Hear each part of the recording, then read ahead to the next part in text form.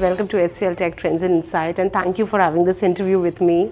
We are discussing the Women's Month, and take us through your journey. Thank you so much for inviting me over, and truly delighted and honored to be sharing some perspectives on such a nice topic of inspiring inclusion. And my journey has been very, very enriching, I would say, and it's a complete sea change of difference when I actually transitioned from one of the significant milestones from a digital advertising agency to a corporate, and HCLTech happens to be my first corporate. So obviously the transitions are very, I would say, very stark. But truly speaking, I've never felt that gender card being handed over to me over my 25 years of experience. And inclusion for me, honestly, is something that became very early at home.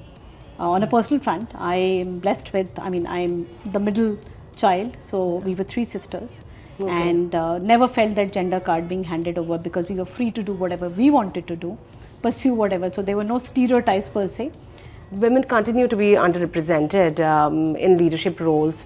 What is your strategy for breaking these barriers? First and foremost, you need to take charge of what you want to do in life. And the second thing I would also say, sponsorship plays a big role. So you also need to be surrounded, or at least be in the vicinity of both male and female leaders who have that position of authority and can definitely guide you. Not sort of a mentor, but at least be open to share some of the things, because they can at least help you navigate that path. And then finally, obviously, the organization plays a very, very big role. Exactly. It's not about salary corrections and things every time. It's about the comfort and the benefits that you offer. It's probably a chance to be heard, a chance to be comforted, flexibility, and just say that yes, you grow as an individual. I think those are some of the things that if the organization can provide, like a safe cocoon, I think you really blossom. Have you championed any such initiatives in HCLTech?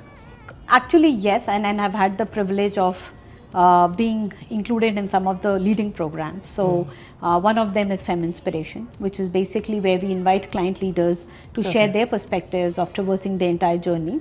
And I've had the pleasure of hosting and moderating those sessions, both in person and virtual. The second one is I Motivate, which is also another platform where you can share your personal journeys and share some of the perspectives. And they are very interesting questions when you get to see the similar kind of dialogue that we are having, where women leaders, young women can ask the questions as well. And then finally, I refer to Ascend, which is definitely a program of leadership in the making. But typically, if you look at the entire thing, I think HCLTech as an organization promotes huge focus on diversity. And what better examples than Roshni herself, leading by example, and then my own manager Jill, who is like a true embodiment of diversity and inclusivity. And typically, I think the policies and things which now HCLTech is taking forward is really, really progressive. The most recent one, CVK announced for young mothers, extension up to 18 months of work from home. I mean, what better can you ask from a flexibility perspective? Wonderfully put.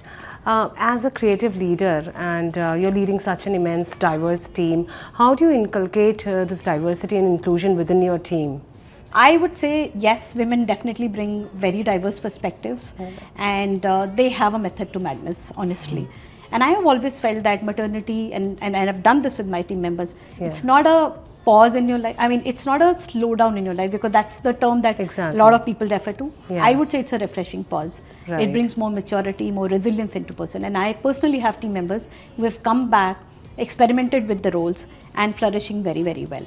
The second thing I would say, I have a team member with special abilities, and but a mindset that can beat many, many others. And I feel really proud that I have enabled so much for him in terms of the opportunities that today he has got access to many things and experimented with so many roles that probably each one of us would never have imagined. So it's about giving that canvas to your team members so that they can flourish.